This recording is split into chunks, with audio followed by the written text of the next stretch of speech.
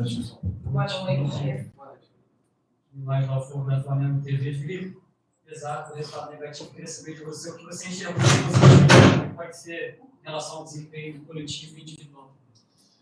Bom, é sempre difícil, né? Depois de uma derrota, mas primeiro temos que parabenizar o Santos pela vitória. É um time que fez um grande trabalho dentro do campo, tentou de todas as formas anular as nossas vantagens ofensivas e conseguiu, aproveitou bastante os contra-ataques que tiveram e vencer o jogo, né? Então agora continuar trabalhando. O único caminho é trabalhar, treinar e pensar em vencer o próximo jogo. Felipe, boa noite, aqui Bianca Molina, TNT Esportes. Em boa parte do jogo, para não dizer em todo, o Flamengo, ele dominou, ele controlou, teve as ações, muito mais posse de bola, mas mais uma vez esbarrou naquele pequeno detalhe do último terço, a dificuldade de construir e finalizar todas as jogadas. Queria saber qual é a tua leitura, por que o time tem encontrado esse tipo de dificuldade, ainda mais contra um Santos, que apesar de ter construído a vitória, hoje tinha uma estratégia que era praticamente deixar a bola de fato com vocês e jogar pelo contra-ataque. Obrigada. Bom, eu acredito que primeiro eles tentaram pressionar. A gente viu no começo do jogo, eles saíram jogando uma também, a gente tentou pressionar, eles conseguiram sair jogando, depois eles tentaram e a gente conseguiu sair muito bem dessa primeira pressão deles e acabamos dominando e defendendo com a bola, né? Tendo a posse, tendo o domínio, e eu concordo contigo onde você fala que no terço final, né?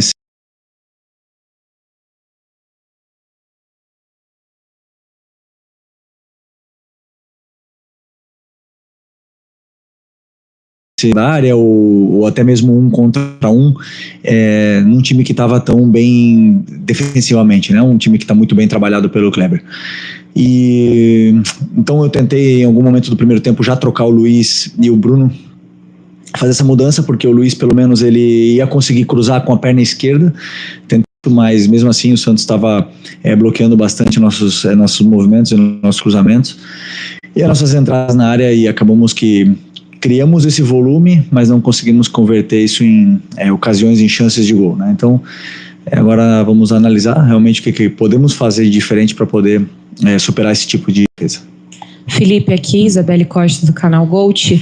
É óbvio que tem um carinho ali por parte de você com o Neymar, até deu para ver muitas movimentações e interações dele com você. Até teve uma hora no gol, não sei, acho que até o momento para você confirmar que depois do gol ele comemora, olha para você e fala, eu falei. Teve alguma coisa nesse sentido de ter provocação entre vocês? E queria saber, teve alguma estratégia para poder pensada em cima do Neymar, né? Porque a gente sabe que é um jogador letal e que pode acabar com o jogo como fez. Teve alguma estratégia? E queria que você pudesse falar também sobre essa troca que você teve com ele. Bom, um jogador extraordinário, um grande amigo. Ex-companheiro de seleção, tenho uma amizade muito grande, muito boa com ele, e é um privilégio para o futebol brasileiro que ele esteja jogando aqui novamente, né? Uma pena que hoje ele conseguiu decidir o jogo para o Santos, conseguiu...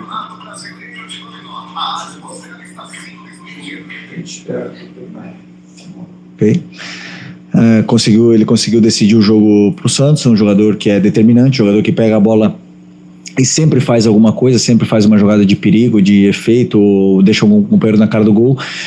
E esse tipo de, obviamente que tentamos ter um cuidado especial. Primeiro, não deixar ele ter tempo, que não deixar ele receber, sempre ter gente em cima.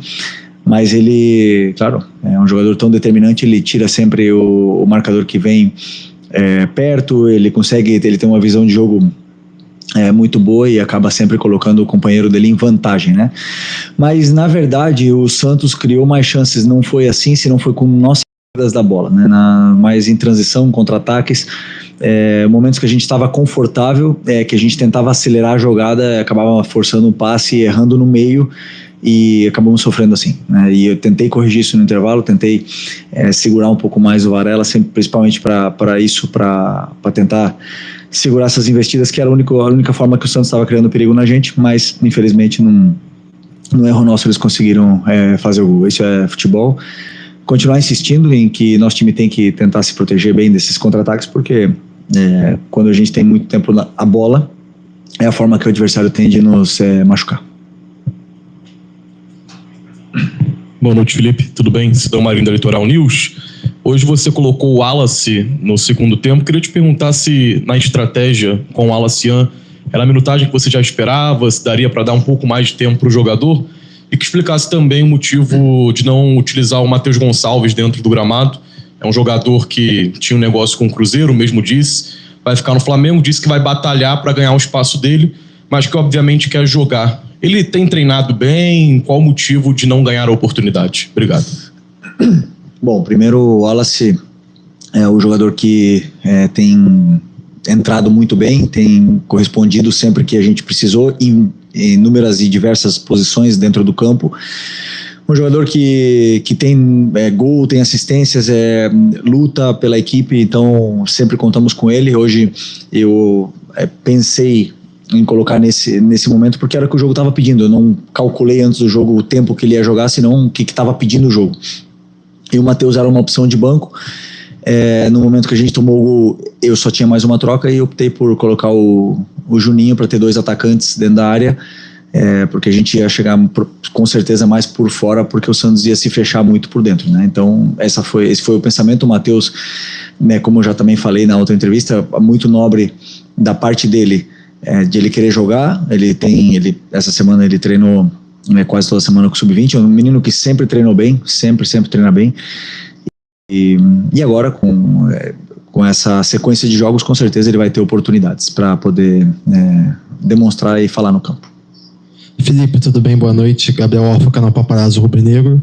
Felipe, não tem como não te perguntar, hoje é o segundo jogo que o Pedro fica de fora, o Pedro não é relacionado. Eu queria saber um pouco de você, como é que foi a semana, o que rolou durante a semana. A gente teve notícias de uma possível reunião entre vocês no grupo. Eu queria saber como foi a semana, o motivo, novamente, da ausência do Pedro, e se agora que o Bruno Henrique está suspenso contra o Fluminense, tomou o 3º amarelo hoje, se você conta com o retorno do Pedro para o fim de semana. Obrigado.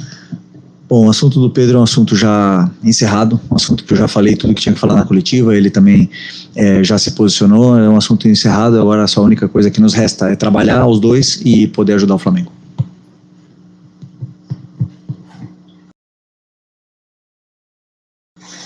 Felipe, apesar de ser um assunto encerrado, só quero uma questão que não tem nem muito a ver com o Pedro, tem mais a ver com o departamento de futebol. O jogador soltou uma nota, na nota ele se mostra totalmente chateado com o departamento de futebol por aquela conversa vazada de um membro do departamento de futebol oferecendo um jogador num valor muito abaixo até do que a gente costuma pensar em uma venda dele do Flamengo. Na sua coletiva do sábado, você sugeriu a ele que ele procurasse os companheiros e pedisse desculpa pelo comportamento dele no treino. Queria saber se você também sugeriu aos membros do departamento de futebol, ou ao membro do departamento de futebol, ou o chefe do departamento de futebol, que conversasse com o Pedro para tentar resolver essa situação e quem sabe até pedir desculpa para o jogador. Obrigado. Bom, vou sinto muito. Prefiro não opinar sobre isso. Isso é um assunto para o pessoal da diretoria, para você fazer diretamente para eles. Sobre isso, da minha parte técnica, o que eu falei já está totalmente encerrado.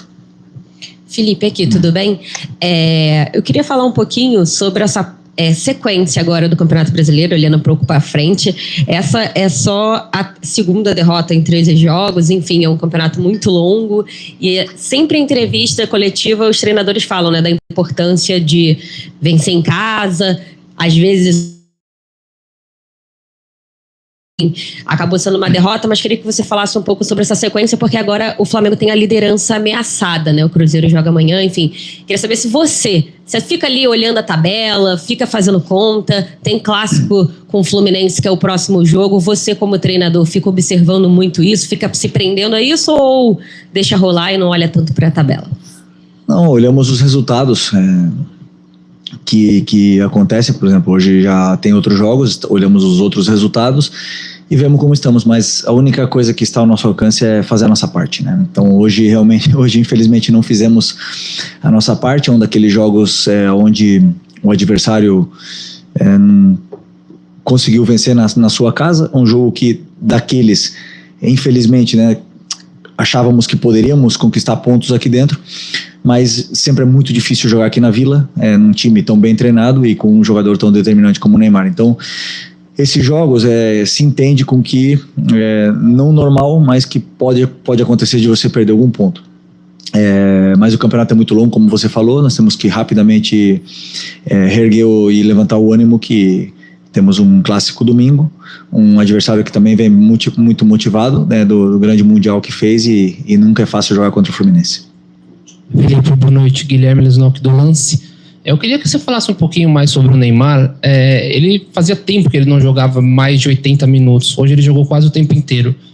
Você, como você conhece ele de antes, queria que você falasse um pouquinho. Esse o Neymar de hoje pode ser um Neymar na seleção brasileira? Você acredita que as partidas que o Neymar fez como hoje pode levar novamente para a seleção brasileira? Uma pergunta mais pessoal, para você conhecer. Todo mundo sabe a verdade que o Neymar tem, o importante que ele é para o nosso futebol, e hoje eu vi o Neymar fisicamente num nível de Série A. A gente via nos duelos, via nas recomposições, até mesmo ele defendendo e pressionando os nossos zagueiros, coisa que não vinha fazendo antes dessa pausa, né? É claro, normal depois de tanto tempo parado. Acredito que uma lesão tão grave, tão séria como a que ele teve, sempre como é que fala? Irá requerer cuidados sobre essa parte muscular e também do joelho dele, mas é um jogador que, quando está bem, ele faz a diferença. Valeu, boa noite, pessoal. Boa noite, gente.